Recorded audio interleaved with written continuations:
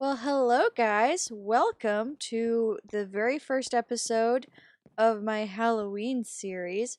I'm really excited about it. I have a lot of stuff to show you guys that I've been working on. But before we do that, I don't look very spooky, and that needs to change. So give me just a second, and I'm going to change into my Halloween costume. Oh yeah, that's much better? I don't know if better's the word. But look, I'm inside out, sort of. The Zilla has taken over and is wearing the Bex as a hoodie. Wow, spooky. Spooky scare. I thought it was a cool concept. I don't really know what's happening with my skin. It's weird. Look at look at my stupid skin colored toes. They're weird. I don't Oh, my skin is really weird. Really? Did I upload my skin correctly? Not actually sure if this is correct. It looks weird though, so we're going with it. Look, I'm spooky. Alright, so now that we are spookified, let's go ahead and start touring the place. I'm really excited for you to see it. So let's get to it. And we are going to start with our Ender Slender Frienderman. Yep, that's what these are. I enjoy these guys, just because they seem so awkward and gangly and silly. And I think if you were to build a Halloween area, these would be cool to have just standing in the corner. Not doing anything. No real purpose. Just, there. Slenderman obviously doesn't have a face, but I gave him a tuxedo front so you can kind of distinguish. And these aren't block for block perfect, because I wasn't too concerned about it. I just kind of wanted you guys to see the idea and see what you guys could do with it. And this first video is going to be all of the big eye-catching things that you see around, like our Friender Slenderman. And next episode we'll get into the little scenes that I've built to accompany them. But I decided to put my Slenderman in a little tiny forest. And now it just makes me giggle because he looks like he's in a little tiny itty bitty forest, and it's the cutest thing I think I've ever seen, and it's Slenderman, who's not supposed to be cute. But a general rule of thumb, whenever you make these like large versions of something else, if it makes you giggle when you step back and look at it, then I'd say this is a success, because if you can make somebody else giggle when they fly by in your server, like, why not? It's fun. So that's my Enderman and my Slenderman. If we continue on down the road, I have some other large spooky things. I made these Skeletal Hands, and they're a little derp because Minecraft. But I think they get the point across. You can kind of tell that they're, janky hands, but hands. And they've got some bone separation down at the bottom, and a joint sort of thing, and then phalanges. And I think they're a good alternative to like generic dead spooky trees. And I also like that you can also make them grab the earth or grab you, and then you have to kind of go underneath here along your path, sort of thing. And next to them we have a jack-o'-lantern. Pretty proud of this guy. The key to making a jack-o'-lantern is to make yourself a sphere out of something orange, and then just kind of rough it up a bit and make it not perfect. And I did two versions of the face carving. I did this guy, which has black along the underside, and then his eyeballs are actually conduits that you can place above water. And I didn't realize that conduits look like eyeballs, but they look like some red, strained, creepy eyeballs. And the other version I did over here is where you have the pumpkin hollowed out, and then you have a nice little candle on the inside. And I added some buttons, and I guess you could add like fence posts and fences and stuff, or fence gates and fences, what I meant to say, to make it look like drippy pumpkin gunk. And then I have a candle, and you can see the candle as you're wandering by. So 2 versions of that, kind of depends on your taste. And as far as the face making, I would say get a bunch of stairs and slabs and just play around with shape, because you never know what you're going to stumble upon. And that's kind of the best way to go about it, is just to play with it and then see what you like. So I also have some miniature versions of the large pumpkins. And as you can see, you can change the shape of them to make them a bit more gourd-like, or you can make them, you know, taller and elongated. Pumpkins come in all shapes and sizes, y'all. And then you can kind of put them in your world alongside other pumpkins, and they'll kind of stand out and be a bit of a variation. So I like them a lot. Moving on, we have a candy bowl. It's a bowl full of candy. I made mine kind of Halloween colored. It's got Halloween colors along the top and bottom, and then I just filled it with random blocks. You could use wool, you could use the glazed terracotta, you could use whatever just to kind of indicate candy. And then I have this adorable little trick-or-treat box that you could put outside your front door. I'm in spectator mode. Can I open this in spectator? I can! And I made I labeled it Candy Bowl. Take 1, you greedy little candy hoarders. Just take 1. The kids don't. They take whole big handfuls. Caramel apple, candy corn, gummy fruit, why not, cookies, and pumpkin pie. So I think it's fun to rename your stuff for Halloween, but to go with our candy bowl, we have large candy. And I realized that chocolate bars are in opaque wrappers to keep them from melting, but I figured it would look better if I put it in a clear wrapping paper. Also, that gives you the opportunity to use panes to make this cool, like, paper edge, I guess? I'm not really sure what the edges of candy wrappers are called. That thing. You make that thing.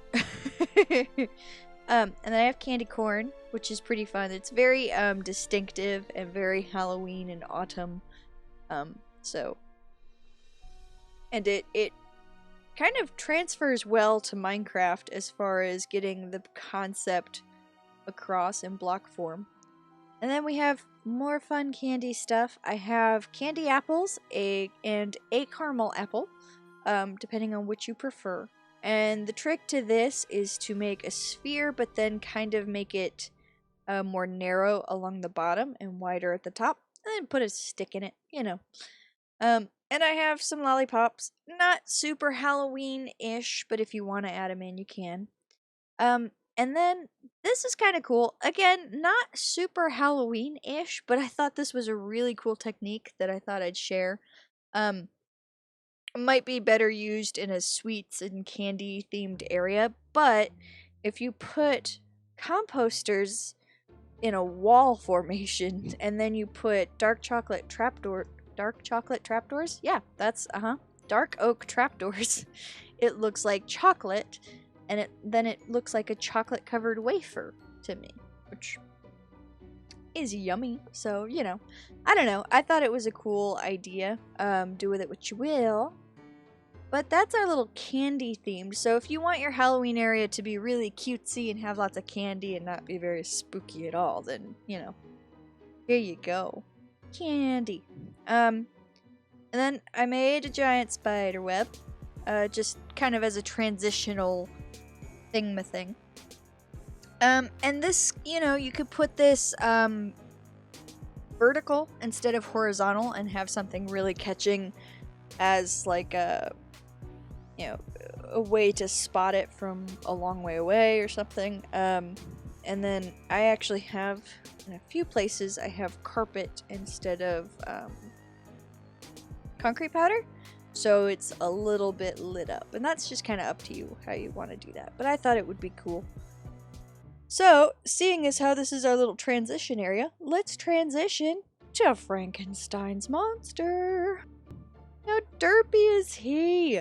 Again, this is one of those where I stood back after I'd placed many blocks and then just went, he is so stupid. And that's how I knew that he was perfect and I shouldn't change him. He's got some half-slab teeth, his eyes glow, he's got a real dumb nose with a real dumb unibrow.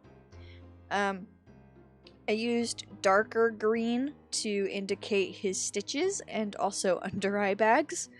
And then he's got, you know, dumb square hair, because that's just how Frankenstein does. Oh, and he's got his screws.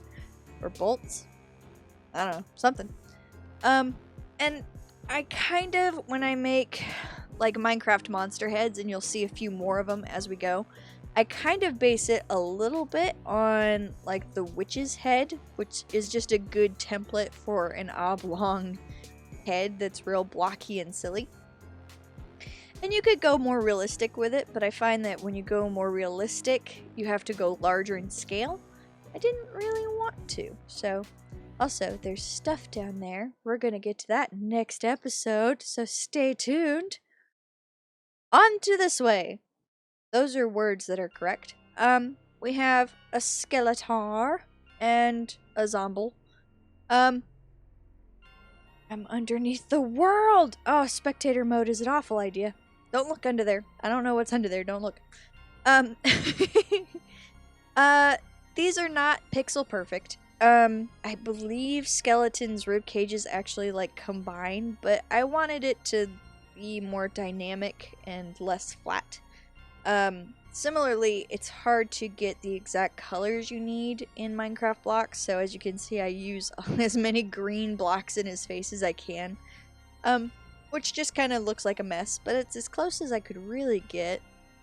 And, again, super eye-catching. If you're flying over, especially if you made them full-body versions, you'd fly over and just be like, is that a giant skeleton? What's going on over there? And then, you know, draw people in to check out what you got going on. So, another really cool idea. It's more Minecraft-y than, you know, say, Frankenstein's monster over there. But still, same idea. And again, you could do a more realistic skeleton with, like, an actual rounded skull. You could do a more realistic zombie with, like, you know, skin hanging off of him and stuff. But I feel like it's because you see these guys in miniature form in your Minecraft world, it's silly to see them in big giant form. So that's one idea for you. And we're going to continue over to see another witch-based but not witchy build. This, I don't know if he's actually Dracula or if he's just a, you know, suave vampire, but this is another one where I stood back and I giggled. I honestly just giggled and went, what is this? I think the thing that got me the most were his dumb pointy ears and his sideburns. You know, little details like that. That's just like, that's not necessary, really. And it's nothing that, you know, everyone in the world's gonna notice, but if it makes you giggle, then you're doing something right. He's also got a bouffant, or some sort of weird hairstyle. I don't know what that's called, but he's got it. And you could make him less bloody if you didn't want him to be, you know, as scary. He's not really scary. But he's got a high-collared cloak on, he's got his deep V, you know, and a tie for his cloak. And then next episode we'll be again under the ground. We'll be going over in there to see what kind of vampire stuff is going on, and we'll also be covering more of the details. Like, I have a lot of pathways and cool stuff. We'll be covering that next episode. Hey, the witch head I was talking about this whole time. This is kind of my generic witch. Her hat isn't as boxy as the actual witch hats, because the actual witch hats look kind of silly when you build them in giant form, so I gave her more of a point and a swoop. And her nose is made out of mushroom, which you can make that out of any kind of clay, really, if you don't have access to mushroom. And then I gave her a button for her wart. And she's pretty simple, not a whole lot going on, but in contrast, I decided to make the Wicked Witch of the West. She is so stupid. If I were, if I had a body, if I wasn't in incorporeal form, you can walk under her nose because she's that ridiculous, which is pretty great. I used a skeleton head as her tooth. It's just facing towards her mouth, so you don't see the face. And then, again, a thing that made me giggle, it amused me to no end, was the idea of using sea pickles as her nose warts. It's so stupid. She also has stupid eyebrows, and she's cross-eyed, and her eyes glow, and she has silly curls that frame her face. And she also even has this dumb, silly bun in the back of her hair, because that's what the Wicked Witch of the West has. And like I said, when you have the witch template, the base template, you can go anywhere with it. So that's kind of my progression from basic witch to silly nonsense witch, and then I progressed to vampire, and then I made Frankenstein's monster last. But you can kind of see how if you start with your basic shapes, you can build outward and make something really stupid. I thought about doing the Sanderson sisters from Hocus Pocus. That would be a really fun way to use this witch base and make 3 unique witches that could be pretty dynamic and funny. And then, that's not what I meant to do. My pride and joy on this particular world is behind the witches. Oh, look at it. It's so cool. I'm so proud of this. As much as I enjoy derpy, boxy Minecraft forms, I also like to play around with really organic shapes. So I made a witch's cauldron, and we will be going into the witch's cauldron soon. And it's got 3 silly feet. I have a witch's broom. And then all the way at the top here, I have a witch's hat. Like, she's not using it right now. She's taking a nap or something. So she's just kind of swung it over. And it maybe circled around the top of her broom and settled there. And it is distinctive enough in shape that you can tell what it is. But kind of blobular enough that it's really organic and cool. So this is kind of my favorite thing. And I'm so proud of this.